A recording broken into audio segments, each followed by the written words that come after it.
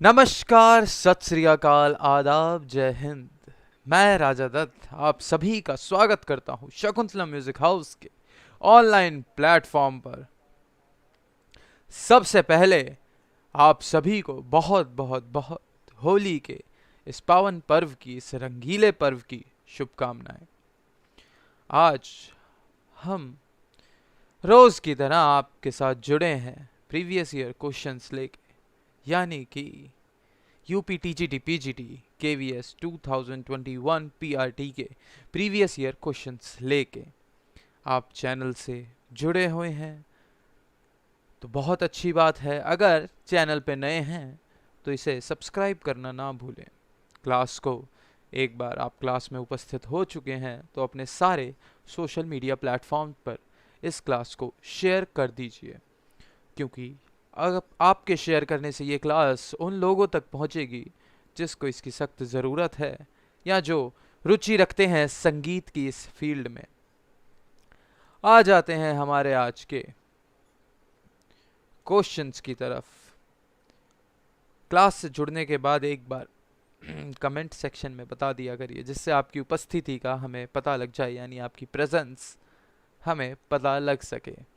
तो KVS PRT UP PGT TGT संगीत गायन एवं वादन, म्यूजिक वोकल एंड इंस्ट्रूमेंटल। जी हाँ, इस क्लास में केवल हम गायन की बात नहीं करते, इस क्लास में हम बात करते हैं इंस्ट्रूमेंटल की भी। बात की जाए अगर यूपी पीजीटी टीजीटी की, तो उसमें दोनों वर्ग में आपकी सीट्स निकली हैं। केवीएस की बहुत जल्दी निकलने वाली हैं। बालिकाओं के लिए ज़्यादा सीट्स हैं, बालकों के लिए थोड़ा कम है, यानी for male candidates there are less amount of seats as compare to female candidates. और केवीएस पीआईटी की वैकेंसीज तो काफ़ी अच्छी हैं जितना सुनने में आया है। बाकी नोटिफिकेशन के बाद हम ज़्यादा अच्छे से उसे जान पाएंगे। आते हैं हमारे पहले प्रश्न की ओर। जो क्लास को देख रहे हैं, सबसे पहले उन्हें कहूँगा कि इसे शेयर कर दीजिए। नीचे ही आपके पास ऑप्शन होगा, शेयर पे आप क्लिक करेंगे, कॉपी लिंक और आपकी सभी ऐप्स के ऑप्शंस आपको स्वाइप अप हो जाते हैं, तो आप उन पे शेयर कर सकते हैं क्लास को। आ जाते हैं हमारे आज के पहले प्रश्न की ओर। कौन कौन से स्वर अचल स्वर कहलाते हैं? विच वॉवल्स, वॉवल्स नहीं होगा यहाँ पे, याद रखिएगा, नोट्स होगा। Which notes are called immovable notes. Sapna ji, आपका बहुत बहुत स्वागत है क्लास में। कौन कौन से स्वर अचल स्वर कहलाते हैं? Which vowels are called immovable notes. सा, पा, मा, पा, सा, मा या सा और हाई पिच का सा। तो जहाँ हम बात करें अगर इमूवेबल नोट्स यानी अचल स्वर की, अगर हम बात करें अचल स्वर की, अगर हम बात करें अचल स्वर की, अचल स्वर, तो अचल स्वर वो स्वर होते हैं, अचल स्वर वो स्वर होते हैं ना तो जिनका कोई कोमल होता, ना तो जिनका कोई कोमल होता, ना ही उनका कोई तीव्र होता है, ना ही उनका कोई तीव्र होता है। बबीता पिंकी जी, आपका स्वागत है। तो जिन स्वरों का कोई भी कोमल या तीव्र नहीं होता, यानी कि आसान भाषा में, इन easy language we can say that sa and the swar pa, the note sa and the note pa are immovable notes, are immovable notes। तो जैसा कि आप सभी ने आंसर किया है ए, यानी फर्स्ट, इसका बिल्कुल एब्सोल्युटली राइट आंसर हो जाता है। क्लास के साथ जुड़ चुके हैं आप लोग, क्लास को हर सोशल प्लेटफॉर्म पर शेयर कर दीजिए ताकि और भी लोग इस क्लास से जुड़ सकें। और कोई तरीका नहीं होता इस क्लास से लोगों को जोड़ने का, आप लोग आते हैं, आप लोग शेयर करेंगे तभी और लोग जुड़ेंगे। तो याद रखिए, ये इंपॉर्टेंट चीज़ है। तो वो कौन कौन से स्वर हो जाते हैं जो अचल स्वर होते हैं? सा और पा, वो दो ऐसे नोट्स हैं जो अचल हो जाते हैं। आगे आ जाते हैं हमारे दूसरे प्रश्न की ओर कि कुल कितने सप्तक माने जाते हैं? How many octaves are considered in total. कितने, कुल कितने सप्तक माने जाते हैं? How many octaves are considered total. भैया मैं दानिश हूँ, बांसुरी के लिए आता था। दानिश जी, आपका बहुत बहुत स्वागत है क्लास में। तो कुल कितने सप्तक माने जाते हैं? How many octaves are considered total? एक, दो, तीन या चार? एक सप्तक, दो सप्तक, तीन सप्तक या चार सप्तक? उत्तर देने का प्रयास कीजिए। तीन तीन तीन आंसर। जिन जिन ने सी दिया है आंसर, यानी जिन जिन ने तीन आंसर दिया है, वो बिल्कुल करेक्ट आंसर है। वो बिल्कुल करेक्ट आंसर है। ये याद रखिए, जब सप्तक आपसे पूछेगा तो ये सप्तक के बारे में बात कर रहा है आपके हारमोनियम, तानपुरे, जो आपका इंडियन क्लासिकल म्यूजिक है, उसको लेके ये प्रश्न आपके बनाए गए हैं। तो दिमाग में याद रख के चलिएगा। तो तीन, यानी सेकंड क्वेश्चन का सी आंसर बिल्कुल करेक्ट हो जाता है। सेकंड क्वेश्चन का सी आंसर बिल्कुल करेक्ट हो जाता है। आ जाते हैं अपने प्रश्न 3 की तरफ। तीनों सप्तकों के नाम क्या है? देखिए, अगर हल्का सा पहले मैंने रोल करके नीचे ला दिया होता तो आपको आंसर पहले ही पता लग सकता था, लेकिन चलिए कोई नहीं। What are the names of the three octaves? What are the names of the three octaves? मंद्र, मध्य, तार, यानी लो, मिडल एंड हाई, नीचा, मध्य, ऊंचा, कुछ भी नहीं, षडज, मध्यम या पंचम। तीनों ऑक्टेव्स के नाम क्या हो जाते हैं? तीनों ऑक्टेव्स के नाम, यानी तीनों सप्तक के नाम क्या हो जाते हैं? मंद्र, मध्य, तार, नीचा, मध्य, ऊंचा, कुछ भी नहीं, षडज, मध्यम या पंचम। आंसर आना शुरू हो गया है फिर से। ए आंसर आ रहा है ए, यानी मंद्र, मध्य, तार, मंद्र सप्तक। तो जिन जिन का आंसर ए है वो एब्सोल्युटली राइट आंसर है, क्योंकि मंद्र सप्तक हमारा हो जाता है जहां हम नीचे बिंदी लगाते हैं, यानी लो पिच। वहीं मध्य सप्तक हो जाता है जहाँ पे कोई भी चिन्ह नहीं लगता। वहीं तार सप्तक हो जाता है जहाँ पे हम ऊपर बिंदी लगाते हैं, यानी हाई पिच के स्वर, मिडल पिच के स्वर और लो पिच के स्वर। Low pitch, middle pitch and high pitch, मंद्र, मध्य एंड तार सप्तक। बिल्कुल सही उत्तर है उन सभी का जिन्होंने ए आंसर दिया है, सपना, राज एंड बबीता जी। आ जाते हैं प्रश्न संख्या, यानी क्वेश्चन नंबर 4 की तरफ। क्वेश्चन नंबर 4 की तरफ। किसी भी राग में, अब देखिए, राग का स्ट्रक्चर बनाया जाता है। ऐसा नहीं है कि जो हम राग सिर्फ पढ़ रहे हैं केवल राग वही होते हैं। वो राग बनाए गए हैं, किसी तरीके से बनाए गए हैं, अध्ययन करके कि किस तरीके से उसमें कितने स्वर डाले जाएं। तो किसी भी राग में कम से कम कितने स्वर होते हैं? अभी जो आपसे पूछा जा रहा है, ये आपका शास्त्रीय संगीत की गायकी के बारे में पूछा जा रहा है। ये नहीं कहा जा रहा कि कितने कम से कम स्वरों में आप कर सकते हैं, क्योंकि बहुत बड़े बड़े दिग्गज ऐसे कलाकार भी हुए हैं जिन्होंने केवल 3 स्वरों में राग गा दिया है। 3 तो यहाँ ऑप्शन भी नहीं है, केवल 3 स्वरों में राग गा दिया है। तो आप शास्त्रीय संगीत के हिसाब से आंसर देने का प्रयास कीजिए कि किसी भी राग में कम से कम कितने स्वर होते हैं। How many minimum? The question is asking about the minimum notes used in any rag, the minimum number of notes. 5 कम से कम बिल्कुल सही उत्तर, बिल्कुल सही उत्तर आ रहा है कमेंट सेक्शन में। इसका सही आंसर, यानी इसका करेक्ट आंसर हो जाता है 5। द मिनिमम नोट्स इन अ राग, मतलब राग की रचना जो सबसे कम स्वर हैं जिनसे हो सकती है, वो हो जाते हैं हमारे 5। At least we need 5 notes to form a raga. इसी को घुमा के पूछ सकता है। भाषा हर चरण पर एग्जामिनर बदलता है, यानी at every level there is a difference in a language. पूछ लेगा कि एक राग की उत्पत्ति कितने स्वरों से होती है, तो आप कंफ्यूज हो जाएंगे, क्योंकि 5 से भी हो सकती है, 6 से भी हो सकती है, 7 से भी हो सकती है। But the right answer to the question कि कितने से उत्पत्ति होती है इज 5। 5 एटलीस्ट, 5 मिनिमम, 5 एटलीस्ट, 5 कम से कम। याद रखिए, भाषा पर बहुत ध्यान दीजिएगा। लैंग्वेज आपकी की रहेगी हमेशा राइट आंसर की तरफ, और राइट आंसर आपकी की रहेगी आपकी सक्सेस यानी आपकी जॉब की तरफ। तो किसी भी राग में कम से कम, एटलीस्ट, मिनिमम, लेस, और what else we can say, the less, the सबसे कम, कितने स्वर होने चाहिए जिससे राग की उत्पत्ति हो, तो वो हो जाता है हमारा 5। आ जाते हैं अपने इसी के साथ पांचवें प्रश्न की तरफ, कि किसी भी राग में अधिक से अधिक कितने स्वर होते हैं। कमेंट सेक्शन में ऑलरेडी बता दिया गया है कितने स्वर होते हैं, बट स्टिल हम इसके बारे में थोड़ी सी और बात करेंगे।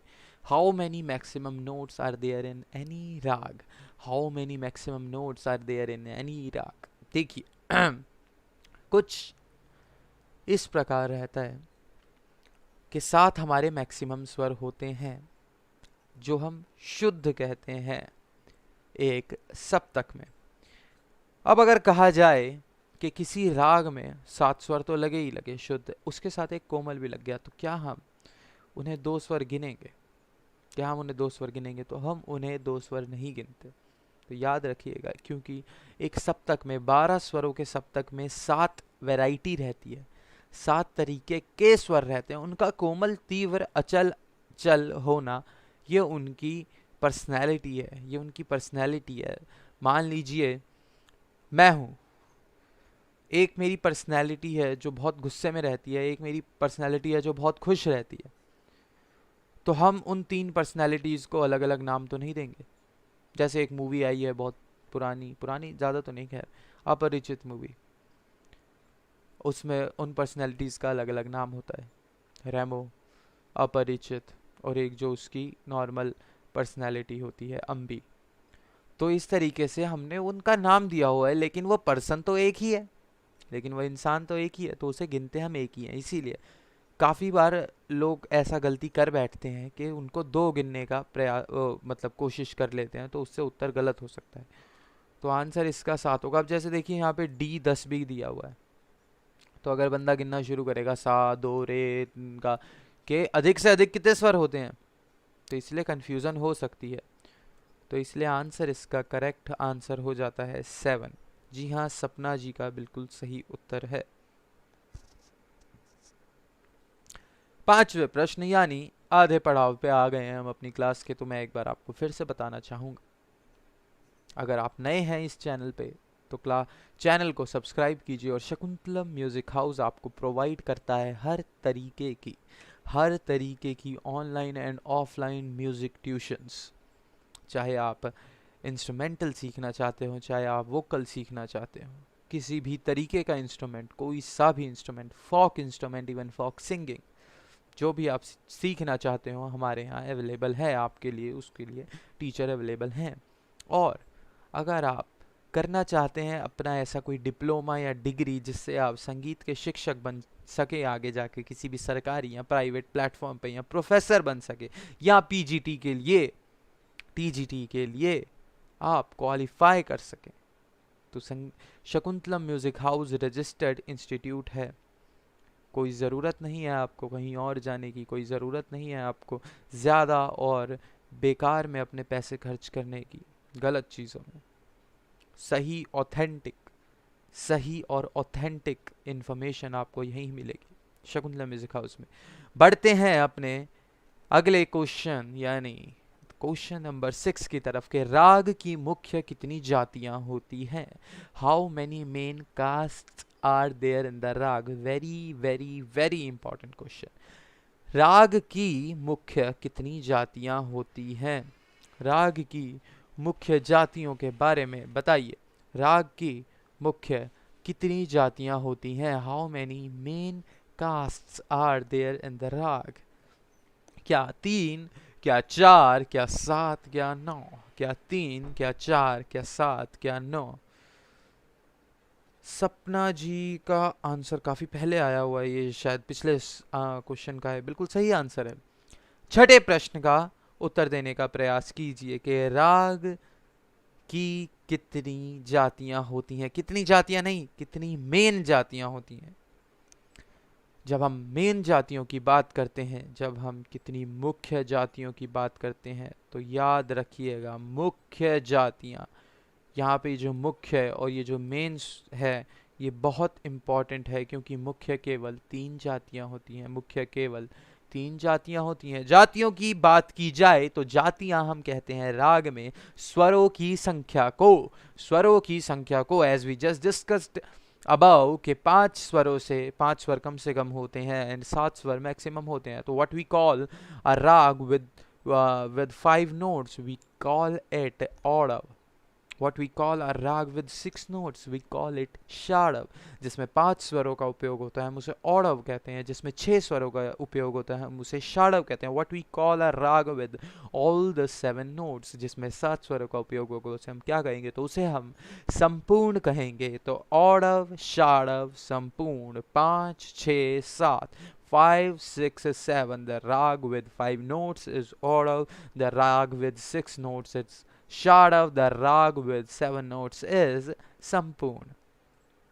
तो 3 मेन जातियां हो जाती हैं। सपना जी इसका आंसर 7 या 9 नहीं, अच्छा 9, 9 इसका आंसर नहीं होगा। मैं आपको बता दूं 9 इसका आंसर नहीं होगा। We are talking about the main, we are talking about the main caste right now. Those are the divided platform. एक जैसे ट्राइंगल होता है ना, जैसे एक इजिप्ट का पिरामिड होता है, तो we are talking about the tip. उसके बाद जो उसमें विभाजन होता है उसकी हमने अभी बात नहीं करी है। अगर यहीं मुख्य की जगह कुल लिखा जाता, मैंने जस्ट थोड़ी देर पहले बताया है, भाषा पर बहुत ध्यान देने की ज़रूरत है। भाषा ही आपका पेपर क्लियर करवाएगी, भाषा ही आपका पेपर फंसवाएगी। यहाँ पे पूछा गया है मुख्य, तो मुख्य केवल 3 होती हैं, बाकी इससे विभाजित होकर बनती हैं। जी हाँ, जाति एवं उपजाति। राग की कुल कितनी जाति हैं? Just we talked about this, just we talked about this कि राग की कुल कितनी जातियां हो सकती हैं। राग की कुल कितनी जातियां हो सकती हैं। जहां कुल जातियों की बात की जाए तो यहाँ पे वो उपजाति की बात कर रहा है, यहाँ पे वो उपजाति की बात कर रहा है। तो राग की कुल कितनी जातियां होती हैं, तो इसका राइट आंसर हो जाता है 9। और जो नए हैं उन्हें मैं बताना चाहूँगा 9 कैसे, क्योंकि जब हम जाति को गिनते हैं तो हम उसका आरोह और अवरोह दोनों गिनते हैं। तो औडव से बनती हैं 3 जातियाँ। देखिए, औडव से बनती हैं 3 जातियाँ, जिसका मान लीजिए ये एक राग है, 3 अलग राग हैं जिनके आरोह औडव के हैं। आरोह औडव का, अवरोह भी औडव का, एक जाति औडव औडव, एक जाति औडव शाडव, आरोह औडव का, अवरोह शाडव का, यानी जाते हुए 5 स्वर, आते हुए 6 स्वर, औडव शाडव। ऐसे ही औडव संपूर्ण, औडव औडव औडव शाडव औडव संपूर्ण। इसी प्रकार शाडव का, शाडव औडव शाडव शाडव शाडव संपूर्ण। इसी प्रकार संपूर्ण जाति का, संपूर्ण औडव संपूर्ण शाडव संपूर्ण संपूर्ण। 3 3 3 हो गए हमारे 9। तो 9 उपजातियां होती हैं, या फिर अगर कहा जाए कि कुल कितनी जातियां होती हैं, the total number of the caste in raga is 9. 9 is the absolutely correct answer. 9 is the absolutely correct answer. Let's go towards our 8th question. चलते हैं अपने 8वें प्रश्न की। और राग की उत्पत्ति किससे मानी गई है? क्या राग की उत्पत्ति, what is the origin of the raga? क्या राग की उत्पत्ति सप्तक से मानी गई है? क्या राग की उत्पत्ति थाट से मानी गई है? क्या राग की उत्पत्ति स्वर से मानी गई है? क्या राग की उत्पत्ति वादी से मानी गई है? तो राग की उत्पत्ति किससे मानी गई है? अंकिता जी कह रही हैं थाट। देखिए, एक क्वेश्चन मैं आपको और बताना चाहूँगा। एक क्वेश्चन अभी कुछ समय पहले ही आया था, मेरे ख्याल से इसी क्लास में आया था, कि एक राग की उत्पत्ति किन से मानी गई है, किन से मानी गई है। ये क्वेश्चन है आपका कि राग की उत्पत्ति किस से मानी गई है, किन से एंड किस से। एक राग की उत्पत्ति किससे, जब हमसे पूछा था कि किन से मानी गई है, तो हमने कहा था स्वरों से मानी गई है। अब ये पूछ रहा है हमसे कि राग की उत्पत्ति किस से मानी गई है, what is the origin of the राग। तो जिन जिन का आंसर थाट है वो बिल्कुल करेक्ट, यानी एब्सोल्युटली राइट आंसर है thaat is the father of the raga, यानी थाट रागों का जनक हो जाता है। थाट रागों का जनक हो जाता है। थाट रागों का जनक हो जाता है। जब पूछा गया था कि किन से यानी किससे बनते हैं, किन चीज़ों से, वो एलिमेंट्स क्या है, तब हम कहते हैं स्वर, तब हम कहते हैं स्वर। और जब पूछा जा रहा है कि किस से जब पूछा जा रहा है, तो थाट वो एक स्ट्रक्चर हो जाता है जो ऑलरेडी प्रोवाइडेड है हमारे पास स्वरों का, और उन स्वरों से मिलकर यानी उस थाट से निकल कर राग आए हैं। तो थाट से ही रागों की उत्पत्ति मानी गई है। आगे बढ़ते हैं आज के लास्ट सेकंड क्वेश्चन की तरफ कि राग के सबसे मुख्य स्वर को क्या कहते हैं। What is the most prominent note of the Raga is called. राग के सबसे मुख्य स्वर को क्या कहते हैं? क्या हम उसे वादी कहते हैं, क्या हम उसे संवादी कहते हैं, क्या हम उसे अनुवादी कहते हैं, क्या हम उसे विवादी कहते हैं? वादी, संवादी, अनुवादी और विवादी, इन चारों में से क्या सही उत्तर होगा, देने का प्रयास कीजिए। अंकिता शर्मा कह रही हैं वादी। बाकी लोग भी उत्तर देने का प्रयास कीजिए कि राग के सबसे मुख्य स्वर को क्या कहते हैं। What is the most prominent note of a raga called? वादी, संवादी, अनुवादी या विवादी? वादी, संवादी, अनुवादी या विवादी? उत्तर जिन जिन का ए है यानी वादी है वो बिल्कुल सही यानी एब्सोल्युटली करेक्ट आंसर हो जाता है। वादी वो स्वर होता है, वादी वो स्वर होता है जो राग में सबसे ज़्यादा इस्तेमाल में लिया जाता है। राग कुछ उसके आसपास ही इधर उधर और उसी पे आके रुक रहा होता है, उसी के आसपास घूम रहा होता है। तो वादी स्वर वो स्वर हो जाता है जो राग में सबसे प्रोमिनेंट होता है, जो राग का सबसे मुख्य स्वर होता है, जो राग का सबसे मुख्य स्वर होता है। आ जाते हैं आज के आखिरी प्रश्न की ओर के वादी के बाद का कौन सा स्वर मुख्य होता है। विच टोन ऑफ द राग is the main after the litigant or the prominent note? Which note of the rag is the main after the litigant or we can say it a prominent note? कौन सा वो स्वर है जो वादी के बाद दूसरा महत्वपूर्ण होता है? क्या वो वादी है, क्या वो संवादी है, क्या वो वादी है, क्या वो संवादी है, क्या वो अनुवादी है, क्या वो विवादी है? तो which tone of the raga is the main after the litigant? वादी, संवादी, अनुवादी, विवादी, इनमें से वो कौन सा स्वर हो जाता है? उत्तर आ रहे हैं संवादी, संवादी। तो जिन जिन का आंसर संवादी है उनका बिल्कुल ये उत्तर सही है, उनका उत्तर बिल्कुल सही है। इसका आंसर हो जाता है संवादी। Samvadi is the second main note of the raga, second main note of the raga हो जाता है संवादी। अनुवादी वो सभी स्वर हो जाते हैं, अनुवादी वो सभी स्वर हो जाते हैं जो उसके अलावा राग में प्रेजेंट होते हैं। विवादी वो स्वर हो जाता है जो विवाद क्रिएट करता है, जो राग में विवाद यानी इसके लगने से राग को हानि हो सकती है, राग को हानि हो सकती है। अनुवादी बाकी सभी स्वर, संवादी दूसरा सबसे महत्वपूर्ण स्वर, वादी सबसे इंपॉर्टेंट स्वर। ये आज के क्वेश्चंस थे। एक बार हम नज़र ज़रूर मारेंगे सब पे ताकि हमारी रिवीजन एक बार अच्छे से हो जाए। एंड में रिवीजन होना बहुत ज़रूरी है। कौन कौन से स्वर अचल कहलाते हैं? अचल स्वर वो हो जाते हैं जो कहीं मूव नहीं करते, यानी जिनका कोई भी कोमल या तीव्र नहीं होता, तो वो हो जाते हैं हमारे सा और पा। कुल कितने सप्तक माने जाते हैं किसी भी गायन शैली में या गायकी में? कुल कितने सप्तक माने जाते हैं? तो उत्तर हो जाता है 3। अब वो सप्तक हमारे कौन कौन से सप्तक हैं? तो इसका आंसर हो जाता है low pitch, middle pitch and high pitch, that is mandra saptak, madhya सप्तक एंड तार सप्तक। आ जाते हैं चौथे प्रश्न की ओर कि किसी भी राग में कम से कम कितने स्वर प्रयोग लिए जाते हैं या स्वर होते हैं? तो इसका उत्तर हो जाता है कम से कम मिनिमम 5 नोट्स, कम से कम मिनिमम 5 नोट्स। अकॉर्डिंग टू और शास्त्र के अनुसार केवल 5 नोट से राग बन सकता है। किसी भी राग में अधिक से अधिक यानी मैक्सिमम कितने नोट्स लिए जाते हैं? तो आंसर हो जाता है 7, which is pretty simple and common sense वाला आंसर हो जाता है, क्योंकि 7 से ज़्यादा नोट्स हमारे पास होते नहीं हैं, तो मैक्सिमम 7 नोट्स लग सकते हैं। आ जाते हैं छठा क्वेश्चन के राग के मुख्य। राग में मुख्य कितनी जातियां होती हैं, यानी the question is asking about the main caste, तो हमारी हो जाती हैं 3 जातियां। कौन कौन सी? औड़व, शाड़व एवं संपूर्ण। औड़व, शाड़व, संपूर्ण, 3 मेन जातियां। राग में कुल कितनी जातियां होती हैं? How many like caste can a raga have in total? In total, तो इन टोटल हो जाती है 9 जातियां, यानी औड़व औड़व, औड़व शाड़व, औड़व संपूर्ण, शाड़व औड़व, शाड़व शाड़व, शाड़व संपूर्ण, संपूर्ण औड़व, संपूर्ण शाड़व, संपूर्ण संपूर्ण, यानी 9 जातियां। 3 3 3 9।